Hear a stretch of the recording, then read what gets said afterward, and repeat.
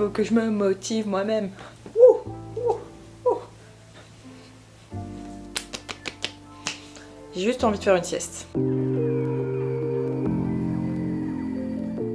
C'est quoi la question que personne ne m'a posée, mais à laquelle je vais répondre quand même? C'est pas vrai, on m'a posé cette question, mais dans la vraie vie, tu vois, genre dans une conversation et tout, personne m'a demandé, genre sur Instagram, est-ce que tu peux répondre en vidéo à cette question?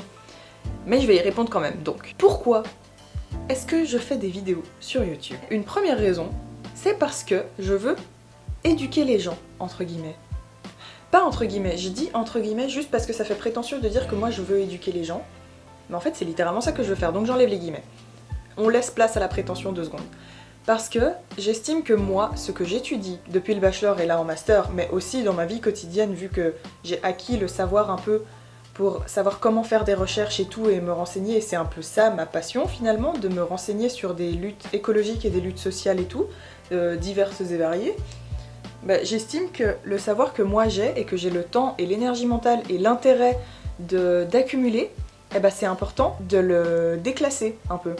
Parce qu'en fait, c'est du savoir qui souvent reste dans les sphères académiques, au niveau des universités, des doctorants qui font des thèses sur ça, des chercheurs et des chercheuses qui font des thèses sur ça, mais qu'au final, ça descend pas jusque dans les couches plus populaires de la population, là où ce serait vraiment utile.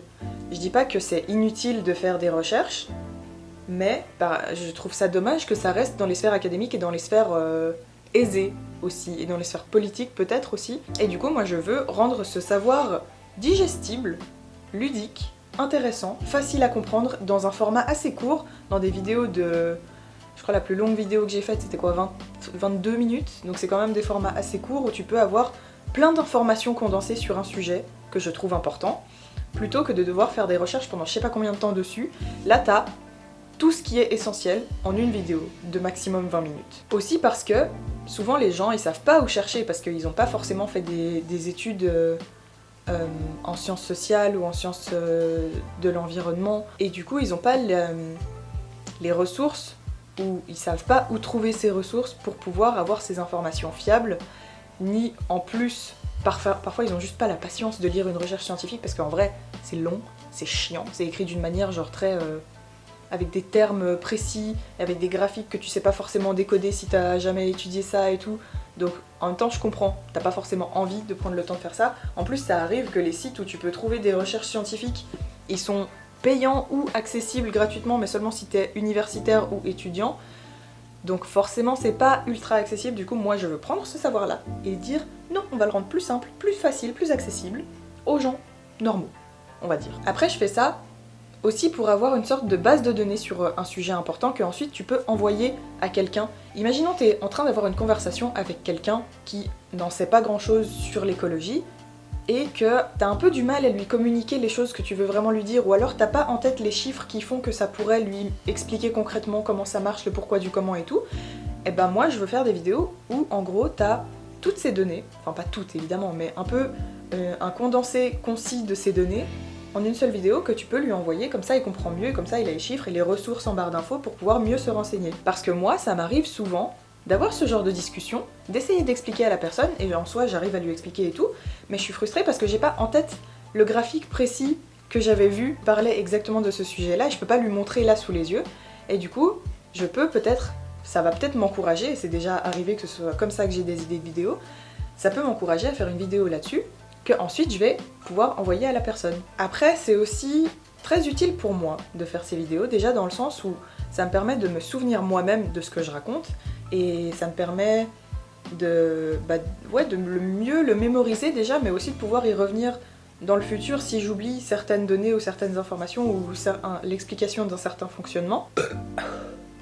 Et aussi rien que l'exercice de me renseigner sur tout un sujet, ensuite écrire une vidéo, ensuite filmer la vidéo où je parle de ce sujet concrètement et j'essaye de le rendre, de l'expliquer avec mes propres mots, ensuite de faire le montage et ensuite de la publier, ça fait que c'est tout un travail qui me permet de encore mieux mémoriser le sujet dont je parle, tu vois. Après plus concrètement, vu que vous savez sûrement que le thème de l'éco-anxiété me tient à cœur, ou peut-être pas mais comme ça vous le découvrez, c'est que pour moi c'est aussi un grand moyen de calmer mon éco-anxiété, dans le sens où la plus grande manière de calmer l'éco-anxiété, donc c'est l'anxiété liée à l'état de l'environnement, à l'état de l'écologie, bah c'est justement d'agir pour plus d'écologie et de faire son mieux. Genre littéralement, quand tu agis pour l'écologie, bah ça te calme ton éco-anxiété. En parallèle de tout ce que je fais dans ma vie, déjà ce que je fais dans ma vie c'est que je ne mange pas de viande et quasiment pas de produits animaux. J'essaye de prendre l'avion le moins possible, me déplacer en train et à vélo majoritairement.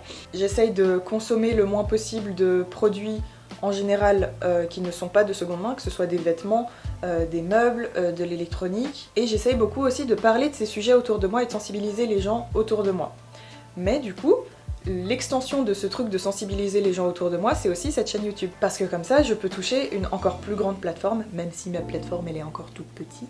D'ailleurs, partagez-moi à vos potes s'il vous plaît, parce que comme ça j'ai un peu plus de visibilité, je pourrais peut-être enfin commencer à faire de la YouTube money. Mais du coup, ouais, d'avoir une plus grande plateforme comme ça, et de pouvoir concrètement avoir la parole de manière documentée sur un sujet, bah ça me permet aussi de me sentir plus utile. Déjà concrètement je suis utile, mais moi aussi je me sens utile et du coup après je peux plus facilement faire face aux données que j'ai sur l'écologie, sur l'état de la planète, aussi sur l'état des luttes sociales, parce que je sais que je fais ma part et que je fais le maximum que je peux. Donc si tu veux calmer ton éco-anxiété, je t'encourage à faire le mieux que tu peux dans des initiatives pour l'environnement. T'as pas besoin de faire exactement ce que moi je fais, tu peux aussi aller...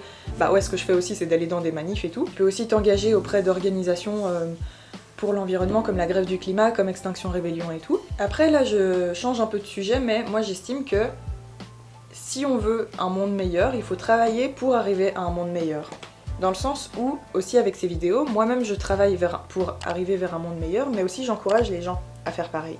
Ça veut pas dire pour autant que je suis mieux que qui que ce soit, ça veut juste dire que, au même titre que, je sais pas, ma voisine, elle a des choses à partager sur tel sujet qu'elle pourrait me partager à moi, bah moi j'ai des choses à lui partager sur ces sujets-là. C'est juste que moi je choisis de prendre ma caméra et de partager ces sujets par ce moyen-là. Je dévie, mais ce que je voulais dire c'est que, à mon avis, tu peux pas te plaindre sur un truc pour lequel tu ne fais rien pour améliorer la situation. Si tu dis le monde c'est de la merde mais que tu participes à ce qui fait que le monde c'est de la merde, ou alors que tu fais rien pour améliorer ce monde, bah arrête de te plaindre en fait. Après, c'est assez facile à dire parce qu'il y a plein d'autres dynamiques qui rentrent en compte, notamment de santé mentale et tout. Mais si je fais une généralité, moi j'aurais tendance à dire ça. S'il y a quelque chose qui va pas, tu fais en sorte que ça aille mieux. C'est pas toujours possible de régler complètement le problème, mais tu fais en sorte que ça aille mieux. Après, si tu te rends compte que tu peux pas faire plus que ça, essaye de trouver de la positivité là où tu veux. Comme par exemple aussi, pour créer plus de positivité et créer un monde meilleur, tu peux toi-même faire bouger les choses, mais tu peux aussi t'entourer de gens qui font bouger les choses, et comme ça c'est un truc où tu les encourages à faire mieux, ils t'encouragent à faire mieux et tout, et du coup on va toujours de plus en plus vers le haut. Par contre, il y a aussi des fois où se plaindre, ça peut être hyper utile, dans le sens où, déjà, ça te décharge émotionnellement, donc c'est bien, je dis pas qu'il faut jamais se plaindre, c'est juste que si c'est toujours le même sujet, à un moment, trouve une solution. Mais donc je disais, se plaindre, ça peut être une bonne chose si tu te plains de la bonne manière vers les bonnes personnes. Notamment dans les cas des discriminations envers des peuples minoritaires. Bah parfois se plaindre, genre si moi ça arrive que je me plains de ce que je vis en tant que femme auprès de certains hommes, ça peut leur faire comprendre ce que les femmes vivent dans leur quotidien et les faire réfléchir et essayer de eux-mêmes changer les choses, tu vois. Donc ça peut aussi avoir une dynamique positive de se plaindre. Il y a aussi le fait que, évidemment, je suis pas irréprochable. J'arrête pas de le dire, mais je trouve que c'est important.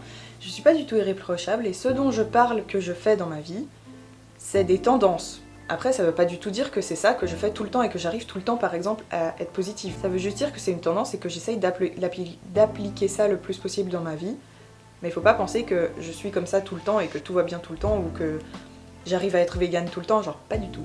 Si tu dis quelque chose, c'est ça qui va se réaliser. Si tu crois en quelque chose, c'est ça qui va se réaliser. Genre si je dis que je suis quelqu'un de assez positive et que j'y crois, bah c'est ça qui va se manifester dans la vraie vie, tu vois. Et du coup c'est pour ça que j'ai tendance à parler un peu en termes généraux de ce que je fais et de ce qui fonctionne dans ma vie, mais ça veut pas dire pour autant que je le fais 24 heures sur 24, 7 jours sur 7. Et je t'invite aussi à appliquer ces tendances dans ta vie. Voilà!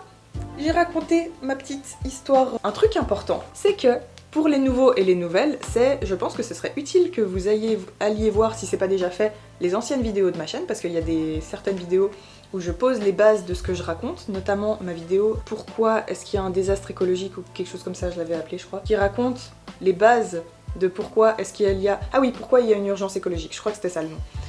Bah ça raconte les bases de pourquoi il y a une urgence écologique, pour ensuite que dans les vidéos suivantes et jusqu'à maintenant et dans le futur encore, je raconte comment est-ce qu'on arrive à régler cette urgence écologique en fait. Mais c'est bien d'avoir les bases de pourquoi est-ce qu'il y a une urgence écologique. Pareil pour pourquoi est-ce que c'est intéressant d'être vegan et de s'orienter vers une alimentation plus vegan. Bah du coup j'ai fait une vidéo sur ça, vegan pour l'environnement, un mensonge je crois, j'ai appelé ça. Et du coup je pense que ce serait utile d'aller voir cette vidéo là pour avoir les facts, les données de base pour ensuite faire les changements, tu vois. Et après aussi, tu peux, si t'as un compte Instagram, aller sur l'Instagram de ma chaîne, qui est toujours en barre d'infos et qui est aussi dans l'onglet à propos de ma chaîne, parce qu'il y a plein de données que je balance là-bas, qui sont pas du même format que ce que je dis sur YouTube. Sur Instagram, c'est plus des choses plus courtes et plus condensées, et plus des graphiques ou des petites données par-ci par-là, ou des encouragements par-ci par-là, que j'estime qui sont pas suffisamment conséquents pour en faire toute une vidéo. Donc je pense que c'est aussi intéressant que t'ailles me suivre là-bas. Voilà, j'ai fini. C'est tout pour cette semaine.